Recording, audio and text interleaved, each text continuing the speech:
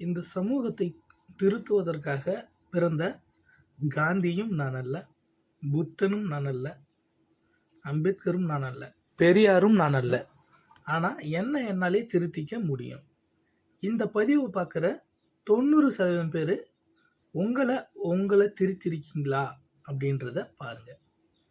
என்ன காரணம்னா, இப்போ என்னன்னா கொஞ்சம் கொஞ்சமாக என்னை இம்ப்ரூவ் பண்ணிக்கிறேன்னு வச்சுக்கோங்க. அதில் என்னோட குடும்பம் பயனடையுது.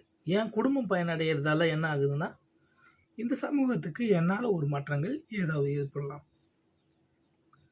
இந்த சமூகத்துக்கு மாற்றம் அடையுதுன்னா, இந்த ஊர் வளர்ச்சி அடைய ஏதாவது ஒரு காரணம், ஏதாவது ஒரு வகையில் உதவி செய்யலாம். சரிங்க, இந்த ஊர் வளர்ச்சி அடைய ஏதாவது ஒரு வகையில் உதவி செய்யலனாலும் நம்மளால் ஏதாவது ஒரு வகையில் நாடு வளர்ச்சிக்கு உதவி செய்யலாம். இதில் நீங்கள் எந்த கேட்டகரியில் வரீங்கன்னு பாருங்கள். முதல்ல உங்களோட வளர்ச்சியை நீங்கள் கவனத்தில் கொள்ளுங்கள். ரெண்டாவது, உங்கள் வளர்ச்சியை கவனத்தில் கொண்டுட்டு இருக்கும்போது இன்னொரு மனது புண்படும்படி எந்த ஒரு தகாத வார்த்தையிலும் பேசாதீங்க. இந்த முகநூல்லாம் கிட்டத்தட்ட 2000 ஆண்டுகளிலிருந்து நான் பயன்படுத்திக்கிட்டு இருக்கேன்.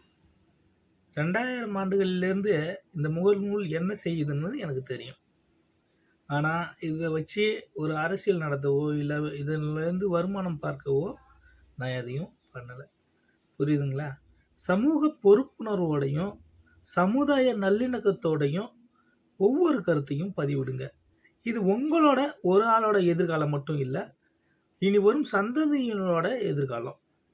என்னடா நான் தான் வாழ்ந்துட்டு போகிறேன், என் சந்ததி எதுக்குடா வாழணும்னு நினச்சிங்கன்னா, நீங்கள் வாழ தகுதியானவர்கள் இங்கே இல்லை, சுடுகாட்டில்.